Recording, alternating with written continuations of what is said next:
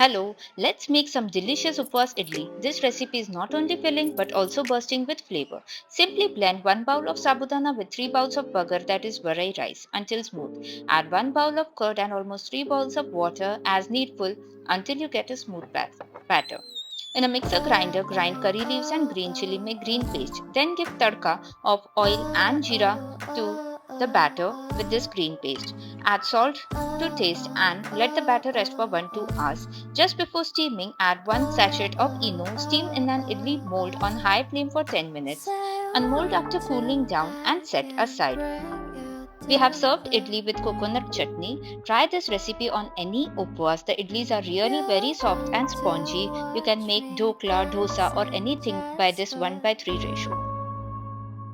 Hello, let's make coconut chutney for any upvas meal. Simply blend together peanuts, curry leaves, green chili, jeera, kachi keri, that is green mango and coconut together. Add salt and water to make a fine paste consistency. Finish it off by blending in some curd and water if required.